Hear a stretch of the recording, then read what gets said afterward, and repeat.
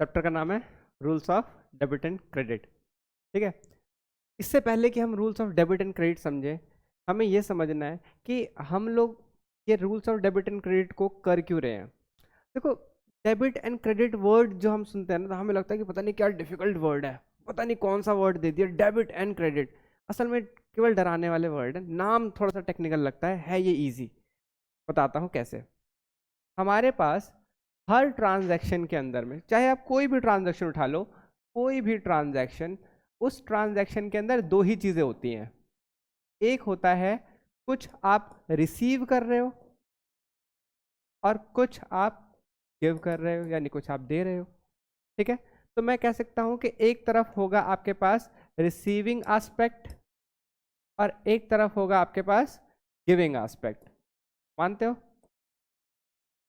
बस इन्हीं दो वर्डों को अब बोलना कि receiving aspect giving aspect, receiving aspect giving aspect थोड़ा मुश्किल लग रहा है। जैसे होता है ना, हम लोग स्कूलों के अंदर में अगर किसी का नाम बहुत लंबा चौड़ा होता है तो हम उसके लिए कुछ निक नेम बना देते हैं। पुष्पेंद्र का हो जाता है पुष्पी, भोगेंद्र का हो जाता है भोगी, ठीक है ना, दीपेंद्र का हो जाता है दीपू। कुछ भी कुछ शॉर्टकट बनाते हैं क्योंकि बार बार बोलना है। Receiving end giving and non technical भी साउंड करता है और थोड़ा सा बड़ा भी लगता है, तो हमने इसके लिए एक वर्ड ले लिया जो कि लैटिन से आया है। ठीक है, लैटिन वर्ड है ये, और लैटिन में रिसीविंग एंड को बोलते थे डैबेरे और गिविंग एंड को बोलते थे क्रेडरे।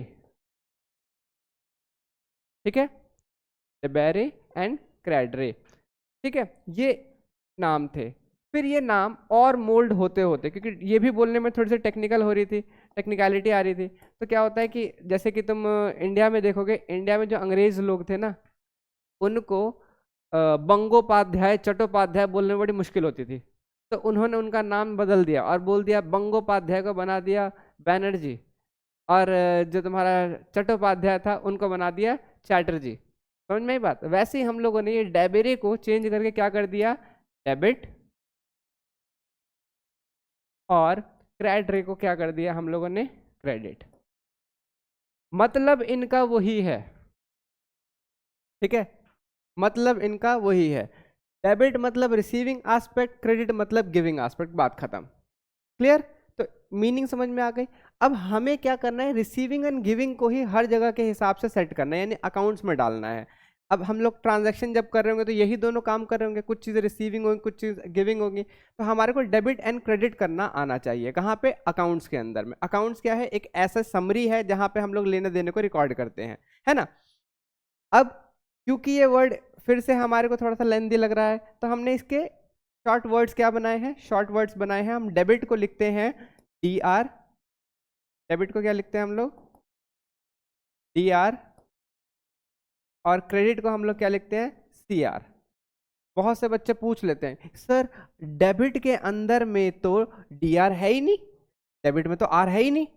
नहीं, ओरिजिन देखो, समझ में आई बात। और यहाँ पर क्रेडिट के अंदर में सी आर है तो ये जस्टिफाइड लगता है ना, लेकिन मैंने तुम्हें ओरिजिन भी बता दिया। यहाँ तक की बात समझ में आई। अब ये डेबिट एंड क्रेडिट करा कैसे जाता है, अकाउंट्स के अंदर ये डेबिट एंड क्रेडिट किस तरीके से किया जाता है, इसके लिए हमारे पास रूल्स हैं। ठीक है, जो आज के चैप्टर का नाम है वो है हमारे पास rules of debit and credit. Rules of debit and credit.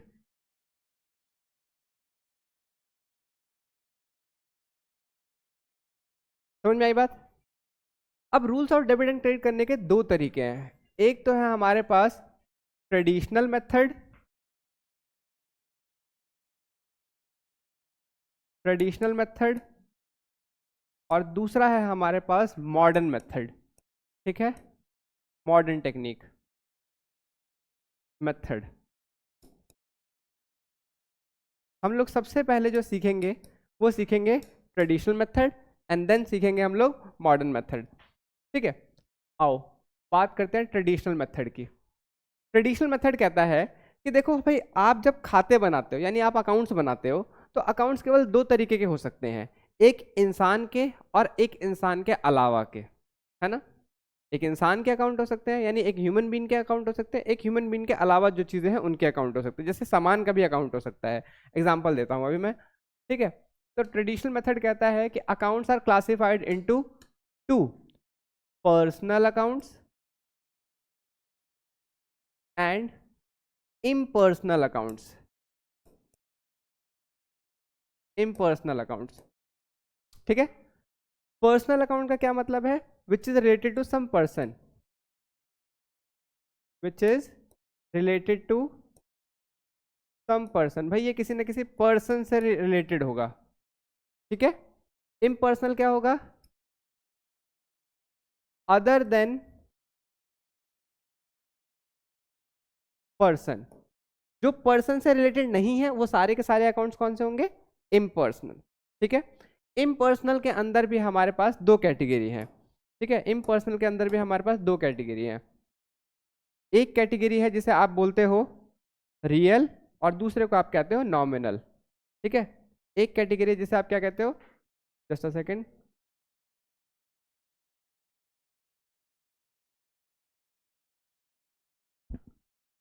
चल जाओ भाई। हाँ, एक को आप कहते हो रियल और दूसरे को आप कहते हो नॉमिनल, ठीक है। इसके अंदर भी दो कैटेगरी है, एक रियल अकाउंट होता है और एक नॉमिनल अकाउंट होता है। हम इन दोनों की चर्चा करेंगे, पहले हम लोग पर्सनल अकाउंट के ऊपर पूरी चर्चा करते हैं, ठीक है। पर्सनल अकाउंट को हम जरा पोस्टमार्टम करते हैं कि पर्सनल अकाउंट के अंदर क्या होता है।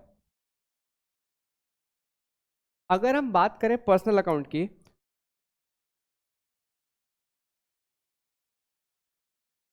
तो personal account related to some person होंगे।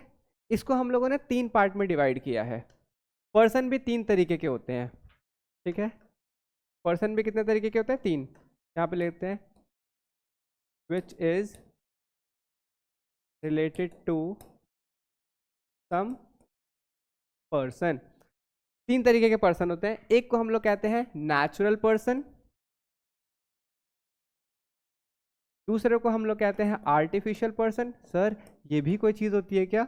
आर्टिफिशियल पर्सन, हमने तो आज तक नेचुरल पर्सन ही सुना था, आर्टिफिशियल पर्सन कौन सी चीज़ आ गई? और एक और भी होता है सर, मतलब नेचुरल और आर्टिफिशियल के बाद भी कुछ होता है। जी हाँ, इसे हम लोग कहते हैं रिप्रेजेंटेटिव पर्सन। रिप्रेजेंटेटिव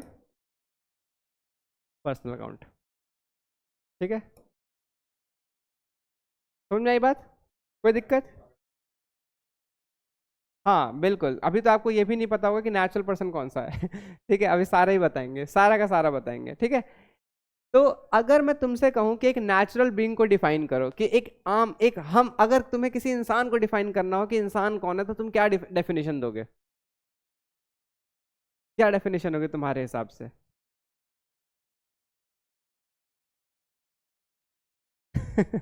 अरे कॉमर्स वाले कुछ तो डिफाइन कर सकते हैं।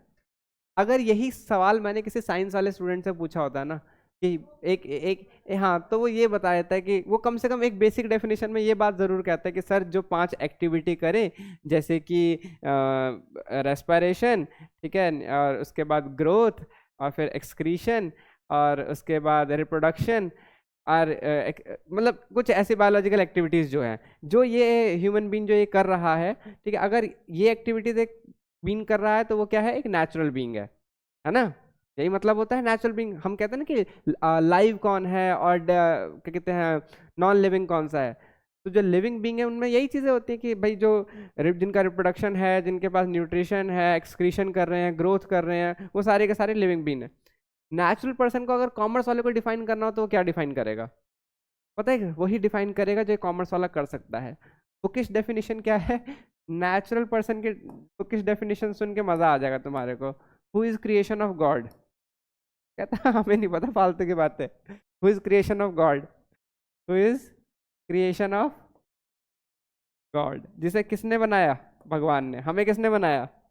भगवान ने। देख रहे हो कॉमर्स वाले क्या डिफाइन कर रहे हैं? कह रहे हैं नेचुरल पर्सन कौन है? जिसे भगवान ने बनाया। बायोलॉजिकली कुछ भी नहीं बोल रहे, कैसे आया क्या आया, कह रहे हैं हम किसके औलादे हैं? भगवान के औलादे हैं। तो नेचुरल पर्सन कौन है? जो इज क्रिएशन ऑफ गॉड, ठीक है। कौन कौन हो सकता है क्रिएशन ऑफ गॉड के अंदर में? वो सारे लोग जो भी, जिनके भी आपको नाम पता हो, ठीक है।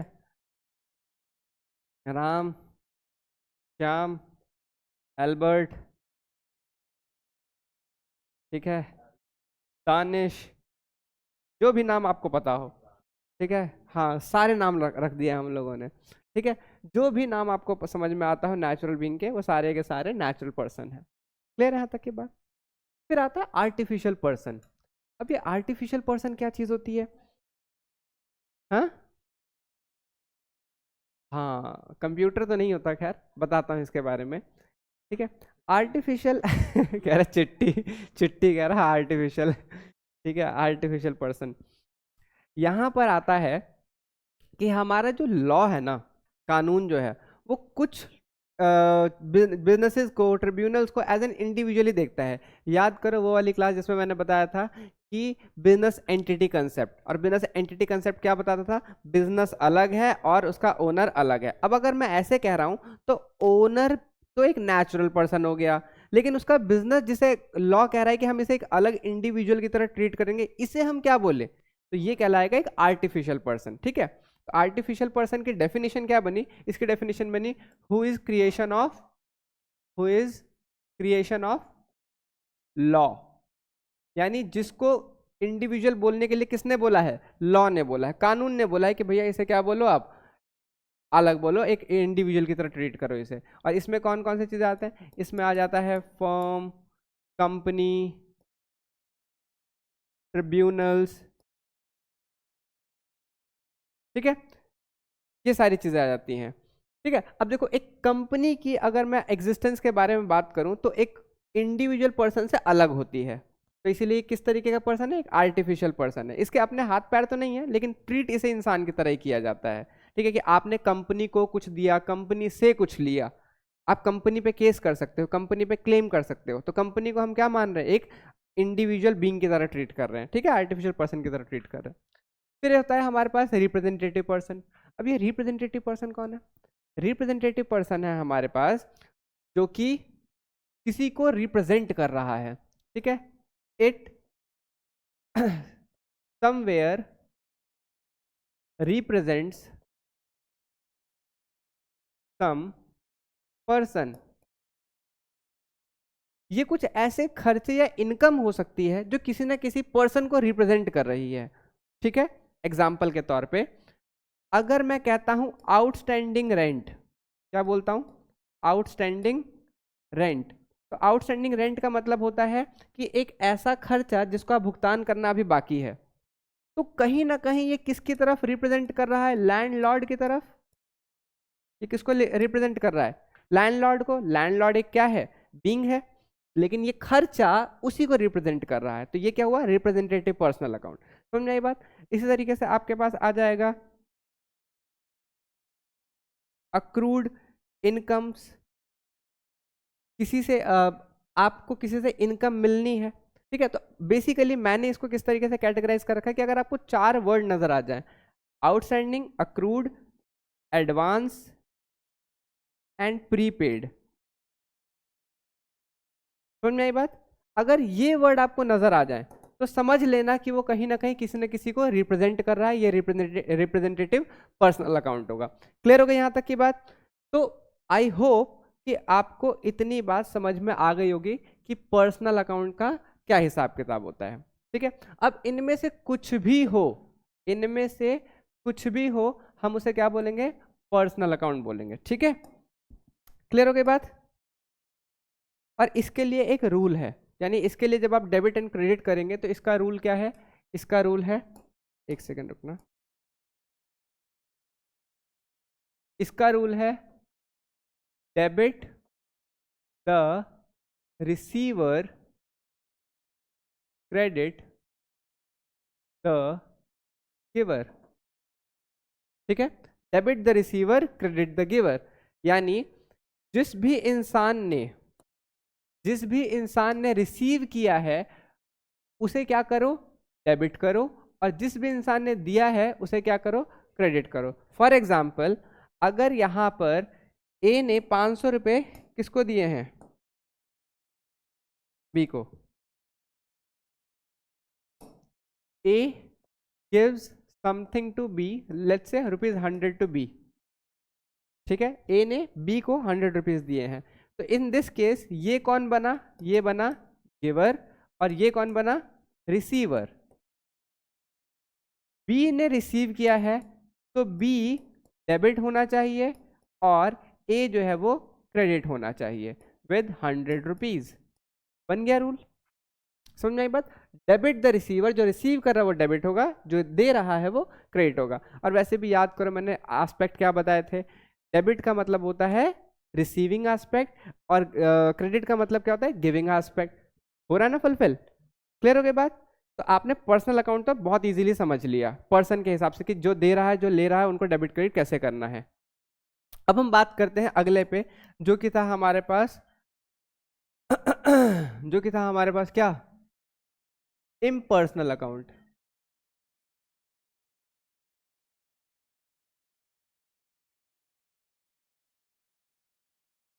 ठीक है, इम्पर्सनल अकाउंट। इम्पर्सनल अकाउंट के अंदर हमारे पास दो चीजें हैं।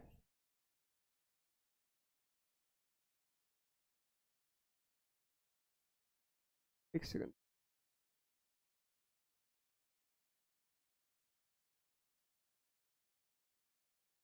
ठीक है। तो अगला आता है हमारे पास इम्पर्सनल अकाउंट, यानी इसमें ये रिलेटेड टू पर्सन नहीं होगा, पर्सन के अलावा हो सकता है। अब देखो पर्सनल क्या, पर्सन के अलावा क्या हो सकते हैं, पर्सन के अलावा असेट्स हो सकती हैं, ठीक है। पर्सन के अलावा क्या हो सकती हैं, असेट। असेट्स का मतलब क्या होता है, जो रियलिटी में एग्जिस्ट कर रही हैं, ठीक है ना। जैसे कि अब फर्नीचर है, तो फर्नीचर भी तो बढ़ और घट सकता है, तो हमें फर्नीचर का भी तो रिकॉर्ड रखना पड़ेगा। तो मैं फर्नीचर का अगर अकाउंट बनाऊं तो ये कोई पर्सन थोड़ी है, ये क्या है, इम्पर्सन है, इम्पर्सन है। अब बताओ क्या इसकी एग्जिस्टेंस रियलिटी में है, अरे रियलिटी में क्या ये एग्जिस्ट करता है, ऑफ कोर्स फर्नीचर एग्जिस्ट करता है। तो यहीं से ये वर्ड हुआ कि रियल अकाउंट, यानी रियलिटी में एग्जिस्ट कर रहा है, ठीक है। तो real account refers to it, चलो यहां लिख देते हैं, अरे हो जाओ भाई,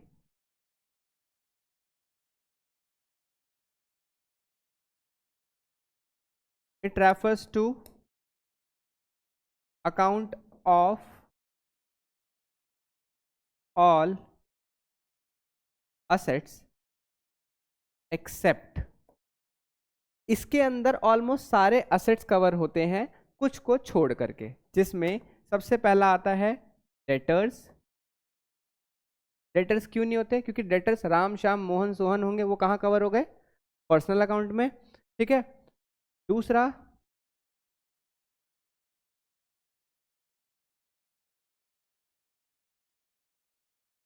prepaid expense, accrued income, and last bank. दोस्तों याद रखना, बैंक को भी हम लोग पर्सनल अकाउंट की तरह ट्रीट करते हैं, रियल अकाउंट की तरह नहीं, ठीक है। तो डेटर, प्रीपेड एक्सपेंसेस, ये सारे के सारे जो हैं हमारे पास वो कहाँ पर आते हैं, ये इनको छोड़ करके जो भी हमारे पास असेट्स हैं वो सारे के सारे कहाँ आएंगे, रियल अकाउंट्स में, ठीक है। एग्जाम्पल के तौर पे अगर मैं इसका एग्जाम्पल लूँ तो लैंड एंड बिल्डिंग, ये क्या है, एक रियल अकाउंट है। फर्नीचर एंड फिक्सचर, ये क्या है, एक रियल अकाउंट है। प्लांट एंड मशीनरी, ये भी एक रियल अकाउंट है। समझ में आ रही बात। तो इनके जो खाते हैं वो कहलाते हैं रियल अकाउंट, ठीक है। रियल अकाउंट के लिए रूल क्या है, रियल अकाउंट के लिए बहुत ही प्यारा सुंदर सा रूल है, और वो है, तुमने फुकरे मूवी देखी है, हाँ फुकरे मूवी देखी है। फुकरे मूवी में वो सरदार होते हैं ना, लाली है, वो मैम के पास जाते हैं, और मैम के पास जाते हैं और वो अकाउंट से पढ़ रहे होते हैं। पूरी मूवी में ना उन्हें वो ये मैम यही पढ़ा रही होते हैं, जो रूल मैं अभी बताऊंगा यही रूल पढ़ा रही होते हैं, उन्हें याद नहीं होता, ठीक है। पुलिस वाला एक थप्पड़ लगाता है और यही रूल पढ़ के सुना देते हैं, समझ रहे हो, एक थप्पड़ में उन्हें याद आ जाता है कि क्या रूल था। बाकी टाइम याद नहीं होता जब मैम इतना प्यार से पढ़ा रही होती है। और वो रूल होता है debit what comes in,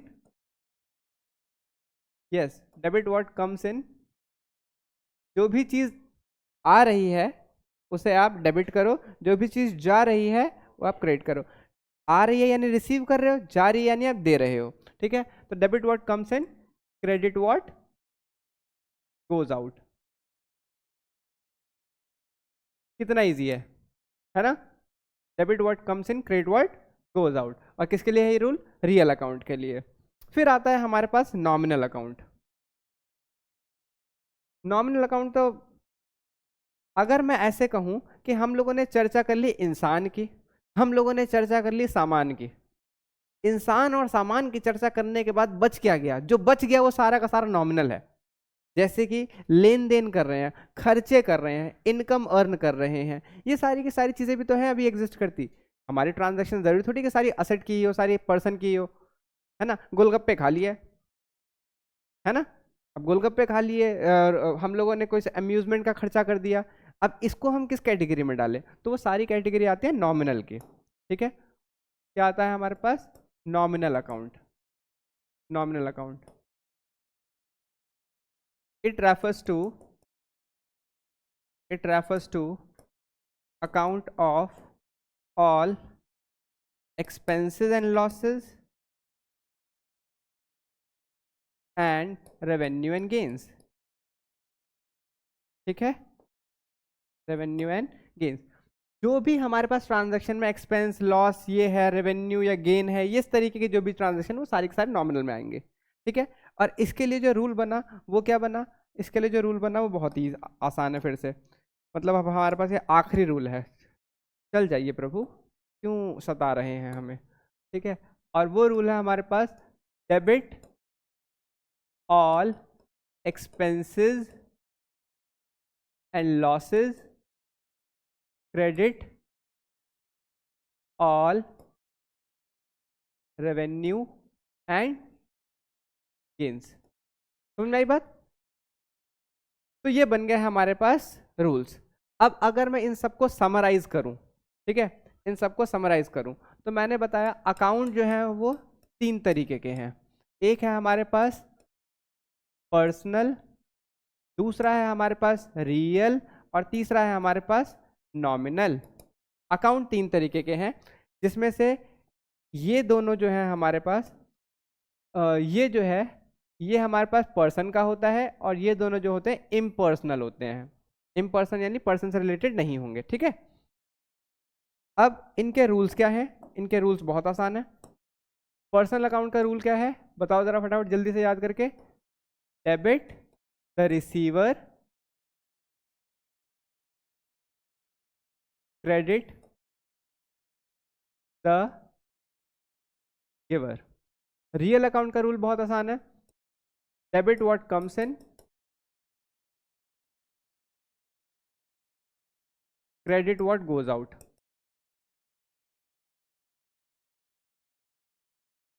nominal account का रूल बहुत आसान है, debit all expenses and losses,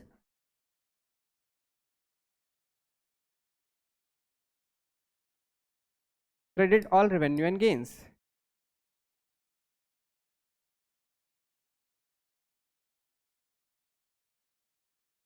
हो गया, हमारे ट्रेडिशनल रूल्स कवर हो गए। लेकिन पता है यहाँ पे बहुत से लोगों को इस चीज़ में दिक्कत आने लगी कि हम कब किसको पर्सन, रियल और नॉमिनल में क्लासिफाई करें। बहुत लोगों को यहाँ पे थोड़ा कॉन्ट्रडिक्शन भी हो रहा था, कुछ लोगों को यहाँ पर याद करने में डिफिकल्टी हो रही थी। तो हम लेके आए एक नए ज़माने के रूल। ठीक है, और नए ज़माने के रूल को हम लोगों ने क्या बोला, मॉडर्न रूल्स। ठीक है, मॉडर्न रूल्स। अब एक बात बताओ मुझे, मॉडर्न कौन होता है, मॉडर्न कौन होता है। मॉडर्न वो होता है जो योग ऐसे करके रहता है, ठीक है ना, जिसने ऐसे यहाँ पे ऐसे कट लगा रखे होते हैं, ऐसे बाल खड़े कर रखे होते हैं, ऐसे हैं, चेन चेन वेन पहन रखे थे। सर आप छपरी की डेफिनेशन क्यों बता रहे हो नहीं, मतलब मॉडर्न तुमने ऐसे ही देख रहे होगे ना कि मॉडर्न का मतलब यही होता है एकदम बढ़िया वाला, है ना। मॉडर्न का मतलब ये नहीं है दोस्तों। मॉडर्न का इन रियल सेंस मतलब होता है जो ट्रेडिशनल से बेटर हो, जो पहले से बेटर है वही तो मॉडर्न है। जो पुरानी वाली चीज़ों से ज़्यादा अच्छा है, एडवांस है, वही मॉडर्न हुआ, है ना। मॉडर्न का मतलब हम कुछ नया कर रहे हैं, कुछ पहले वाले से एडवांस कर रहे हैं, है ना। तो मॉडर्न रूल्स ने कहा कि इतने क्यों मेहनत कर रहे हो, हालांकि रहेंगे हम ऐसे ही यहाँ पर भी। ठीक है, मॉडर्न लोग कैसे होते हैं, ऐसे रहते हैं, ठीक है ना, यो यो हनी सिंह ठीक है, तो मॉडर्न रूल्स के अंदर क्या होता है, वैसे ये इतना आसान है, इतना आसान है कि आपको एक बार में क्लियर हो जाएगा। ठीक है, एक बार में ही क्या हो जाएगा, क्लियर हो जाएगा। ठीक है, एक बार में क्लियर हो जाएगा। कैसे, इसने कहा, समझ रहे हो कितना आसान था। आपको वर्ड याद रखना है, clear. Clear stands for, C stands for capital, L stands for liability, E stands for expenses, A stands for assets and R stands for revenue। इन्होंने कहा कि मत करो ना ऐसे क्लासिफिकेशन की, रियल अकाउंट और ये nominal account, personal account confusing हो रहा है, हम थोड़े मॉडर्न बनते हैं, हमारे लिए कुछ और हिसाब किताब बनाओ। उनका ठीक है, एक काम करो, सारे के सारे अकाउंट्स को हम लोगों ने 5 कैटेगरी में डिवाइड कर दिया, capital, liability, expense, asset and revenue. याद रखने के लिए निमोनिक याद रखना, क्या, क्लियर। ठीक है, ठीक है, यहां तक की बात समझ में आई। अब आपको क्या करना है, अपने हाथ पे ये लिख लेना है, CLEAR, CLEAR। क्लियर। अगर मैं ऐसे कर लो, हो गया ना मॉडर्न में। अब CLEAR के अंदर अगर आप देखो तो हमारे पास कौन कौन से वर्ड अभी खड़े हैं, CL और R, ये दोनों बैठ गए। और वैसे भी याद रख सकते हो कि ये दोनों वॉवल्स हैं, ये दोनों क्या है, वॉवल्स हैं। तो वॉवल्स बैठ जाएंगे, कॉन्सोनेंट्स खड़े रहेंगे। और याद रखना, मॉडर्न रूल अगर आप एग्जामिनेशन में भूल जाओ तो यू कर लेना। मॉडर्न लोग कैसे होते हैं, ऐसे रहते हैं, यो। ठीक है, अच्छा, तो जो भी मैंने ऐसे बताए हैं, इसके लिए अगर इनमें इंक्रीज हो रहा है दोस्तों, जो जो हमारे पास उंगलियां खड़ी हैं, ठीक है, इनमें अगर इंक्रीज हो रहा है तो इसको करेंगे हम लोग क्या, क्रेडिट। इनको क्या करेंगे, क्रेडिट। कैपिटल इंक्रीज हो रही है तो क्या करेंगे, क्रेडिट। लायबिलिटी इंक्रीज हो रही है तो क्या करेंगे, क्रेडिट। रेवेन्यू इंक्रीज हो रहा है तो क्या करेंगे, क्रेडिट। अब सिंपल सी बात है, ये दो भी तो हैं और हमारे पास दो ही वर्ड है, डेबिट और क्रेडिट। तो ये जो दो वर्ड हैं, अगर इनको देखा जाए तो ये क्रेडिट क्रेडिट क्रेडिट थे, इनमें जब इंक्रीज होगा तो ये डेबिट होंगे। ई और ए, यानी एक्सपेंस और एसेट जब बढ़ेंगे तो वो क्या होगा हमारे पास, डेबिट होगा। समझ में आई बात। तो इनमें जब इंक्रीज होगा तो ये होगा डेबिट, इनमें जब इंक्रीज होगा तो ये भी होगा डेबिट। दो ही वर्ड सीखे हम लोगों ने। इंक्रीज है तो फिर दूसरा क्या होगा हमारे पास, डिक्रीज। कैपिटल अगर डिक्रीज होगा तो फिर क्या होगा, डेबिट, डेबिट। ये क्या हो जाएगा, क्रेडिट। ये क्या हो जाएगा, क्रेडिट। ये क्या हो जाएगा हमारे पास, डेबिट। हो गई बात खत्म। समझ में आई बात। मॉडर्न रूल्स कहते हैं कि भैया आप इस तरीके से याद कर लो अगर आपको ज़्यादा दिक्कत है। यानी अगर मैं इसको भी अगर एक स्टेटमेंट फॉर्म में लिखने की कोशिश करूं, वैसे तो आप लोग को ये समझ में आ ही गया होगा, लेकिन अगर मैं फिर भी इसे स्टेटमेंट फॉर्म में लिखने की कोशिश करूं तो ये कैसे बनेगा, ये कुछ इस तरीके से बनेगा। सबसे पहले आएगा हमारे पास, increase in capital is credited, decrease in capital is debited। पहला। दूसरा क्या है हमारे पास, increase in liability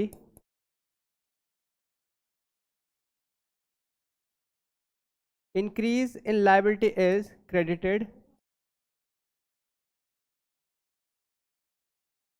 decrease in liabilities is debited। Expense के केस में क्या है, increase in expense is debited. देख रहे हो, increase in expense is debited, decrease in expense is credited.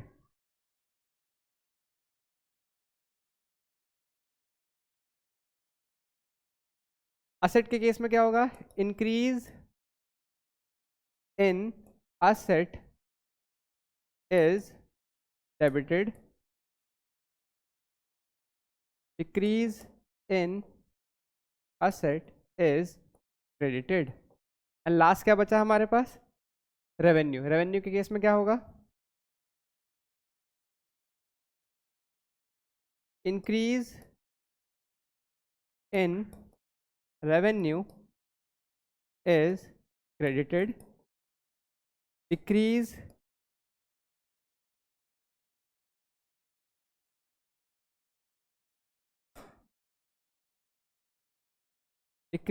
in revenue is debited। हो गए मॉडर्न रूल्स भी कवर। ठीक है, अब आप लोग को जो भी, मान लीजिए आपको ये रूल ज़्यादा अच्छे लग रहे हैं तो आप इससे जर्नल एंट्री कर सकते हैं, अगर आपको दूसरे रूल्स अच्छे लग रहे हैं यानी ट्रेडिशनल रूल्स अच्छे लग रहे हैं तो आप उससे जर्नल एंट्री कर सकते हैं, किसी से भी करेंगे जर्नल एंट्री सही ही बनेगी। तो आप लोग के पास दोनों ऑप्शन है। ठीक है, हाँ, अब असल में क्या है हमारे पास कि हम लोग वहाँ पर ना ये चीज़ सीखेंगे। आप कह रहे हो कि ये सब चीज़ें कहाँ इस्तेमाल होती हैं, देखो ये सब चीज़ें कहाँ इस्तेमाल होती हैं। सबसे पहले आपके पास कोई भी चीज़ जब आप कर रहे हो तो आपके पास इवेंट होगा, इवेंट नहीं सॉरी क्या होगा, ट्रांजैक्शन होगा। अब कोई ट्रांजैक्शन हुई है इसके लिए आपके पास कोई एविडेंस होगा। ठीक है, एविडेंस में क्या होगा, बिल होगा, या फिर आपके पास कोई इनवॉइस होगा, या कोई मेमो होगा, कुछ ना कुछ तो होगा। इस एविडेंस के आधार पे हमारे पास बनाए जाते हैं वाउचर्स, और वाउचर्स में ये लिखा जाता है कि डेबिट क्या होगा, क्रेडिट क्या होगा। ठीक है, वाउचर्स के अंदर ही डेबिट और क्रेडिट। अब लेकिन वाउचर जब बन रहे तो डेबिट एंड क्रेडिट करने के लिए हमारे को रूल्स तो पता होने चाहिए, तो रूल बन गए। उन वाउचर्स के बेसिस पे हम लोग करते हैं जर्नल एंट्री। क्या करते हैं, जर्नल एंट्री। जर्नल एंट्री के अंदर भी हम लोग रूल्स और डेबिट एंड क्रेडिट का इस्तेमाल करेंगे, और फिर जब जर्नल एंट्री को फिर हम लोग फर्दर ट्रांसफर करते हैं लेजर्स के अंदर। कहाँ ट्रांसफर करते हैं, लेजर्स, लेजर अकाउंट्स के अंदर। अब ये लेजर अकाउंट्स किस तरीके से दिखते हैं, लेजर अकाउंट्स कुछ नहीं, एक बॉक्स होता है, ठीक है, जिसमें दो साइड्स होती हैं। ठीक है, मैं बल्कि एक काम करता हूँ, इसमें थोड़ा भी सिंप्लीफाई करके बनाता हूँ, एलएफ वगैरह के कॉलम नहीं बनाता हूँ। ठीक है, तो ये अब अगर आप देखो तो इसके अंदर 1 2 3 4 5 6 कुछ इस तरीके से, जिसमें से ये वाली लाइन जो है, ये वाली लाइन जो है बीच की, ये बताती है कि इसके दो साइड हैं, एक लेफ्ट साइड और एक राइट साइड। ठीक है, लेफ्ट साइड और एक राइट साइड। यहाँ पर आता है आपके पास डेट, यहाँ पर आता है आपके पास पर्टिकुलर्स, और यहाँ पर आता है अमाउंट। फिर यहाँ पर आता है डेट, फिर आता है यहाँ पे पर्टिकुलर्स, और फिर आता है यहाँ पे अमाउंट। इधर की साइड को हम लोग बोलते हैं डेबिट साइड, और इधर की साइड को हम लोग बोलते हैं क्रेडिट साइड। डेबिट साइड का मतलब क्या होता है, सपोज करो कोई भी अकाउंट है, अब मान ये हम एसेट का अकाउंट मान लेते हैं, किसका, लैंड एंड बिल्डिंग का, लैंड बिल्डिंग का नहीं, फर्नीचर का मानते हैं। किसका, फर्नीचर का।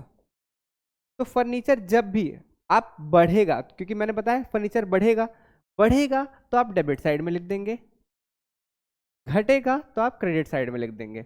लेकिन पता तो होना चाहिए ना कि डेबिट में कब लिखेंगे, क्रेडिट में कब लिखेंगे। अब फर्नीचर का अकाउंट है, मान लो राम एक क्रेडिटर है, राम कौन है, क्रेडिटर है। ठीक है, तो क्रेडिटर है तो इसका मतलब क्रेडिटर हमारी लाइबिलिटी होती है।